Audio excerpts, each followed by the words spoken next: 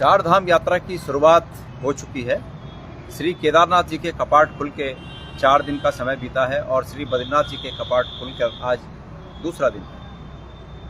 ये समाचार तमाम माध्यमों से आ रहे हैं कि वहाँ पर जो तमाम अव्यवस्थाएं फैली हुई हैं उसके प्रति यात्री और स्थानीय जनता सभी लोग अपनी नाराज़गी व्यक्त कर रहे हैं। मैंने पहले दिन केदारनाथ के जब कपाट खुले थे उस समय यह उचित नहीं समझा कि हम किसी बात को इस रूप में कहें कि पहले दिन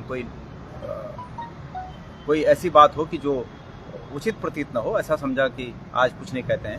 लेकिन आज दूसरे दिन लगातार कल से बद्रीनाथ में जिस प्रकार की अव्यवस्थाएं फैली हैं और जिस प्रकार से सरकार का बिल्कुल उन व्यवस्थाओं को दुरुस्त करने पर ध्यान नहीं है, वहाँ के स्थानीय लोग जिस प्रकार से आक्रोशित हैं, मैं ये उचित समझता हूँ कि मैं इस स्थिति पर अपने वक्तव्य दूँ, अपना बयान दूँ। साथियों, सरकार का ये कहना कि हमने पूरी व्यवस्थाएं चाक चौबंद कर ली, मैं समझता हूँ कि सरकार ने सतही तौर पर सिर्फ एक बयान देने के लिए बात की। इस साल जबकि थोड़ा विलंब से मई के दूसरे सप्ताह में ये कपाट खुले हैं, मुहूर्त दूसरे सप्ताह में आया, तो सरकार के पास पर्याप्त समय था कि सरकार व्यवस्थाओं को चाक चौबंद करे। लेकिन चूंकि सरकार का ध्यान सिर्फ भाषणबाजी में और सिर्फ वक्तव्य देने में रहता है, धरातल पर काम करने में नहीं रहता, इसका परिणाम ये हुआ कि श्री केदारनाथ जी में और श्री बद्रीनाथ जी दोनों जगह पर व्यवस्थाएं बिल्कुल चौपट थी और यात्रियों को और स्थानीय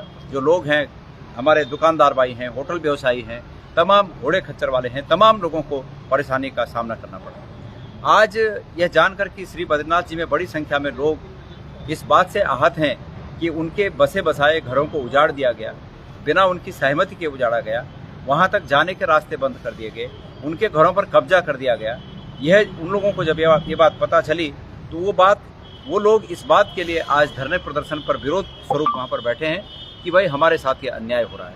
हम सब कांग्रेस के लोग हमारे उन प्रभावित भाइयों के साथ हैं और सरकार की इस बात की भी वो लोग खिलाफत कर रहे हैं। हम उनका इस रूप में भी साथ दे रहे हैं कि सरकार के शासन और प्रशासन की बातों में तारतम्य नजर नहीं आता। एक तरफ प्रशासन के वरिष्ठ अधिकारी कह रहे हैं कि वीआईपी लोग फिलहाल 15 दिन बद्रीनाथ और केदारनाथ में वीआईपी दर्शन करने से बचें।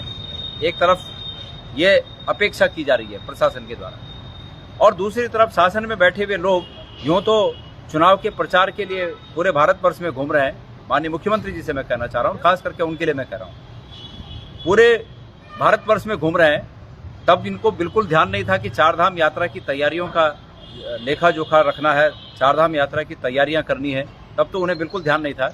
लेकिन जैसे बद्रीनाथ जी के कपाट खुले, वीआईपी दर्शन के लिए तत्काल पहुंच गए। अब ठीक है पहुंच गए, लेकिन चूंकि माननीय मुख्यमंत्री जी जब नहीं मानेंगे तो फिर बाकी के लोग कैसे मानेंगे, उनकी पार्टी के उनके तमाम बड़े नेता कैसे मानेंगे। और वही हुआ जिसका भय था। तमाम वीआईपी दर्शनों को आज पहले और दूसरे दिन तमाम वीआईपी दर्शनों के चलते स्थानीय लोगों को जो दर्शन करने का, इत्मीनान से दर्शन करने का एक मौका उन्हें मिलता है, उस मौके से वो लोग वंचित रहे।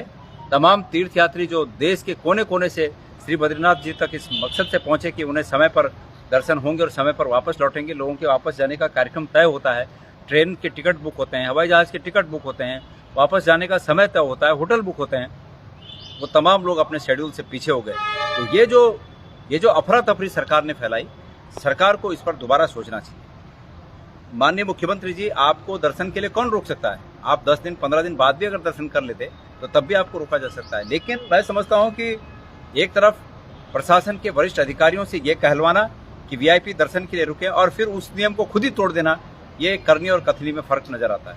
इसलिए मैं सभी जो भी इस यात्रा से जुड़े हुए पक्ष के लोग हैं, चाहे होटल व्यवसायी हैं, चाहे वहाँ पर स्थानीय प्रशासन है, माननीय मुख्यमंत्री जी से निवेदन है कि सबके हितों का ध्यान रखते हुए और केदारनाथ में और बद्रीनाथ में जिस प्रकार से तोड़फोड़ की जा रही है, जिस प्रकार से स्थानीय लोगों के हितों को दरकिनार रखते हुए, बिल्कुल उस पर कोई सरकार की कोई सिंपैथी नहीं है उन लोगों के साथ, इस भाव को बदलकर, ये जो आपका तरीका है इसको बदलकर कृपया सहृदयता पूर्वक उनके बातों पर विचार करते हुए उनके पक्ष में आप निर्णय लें।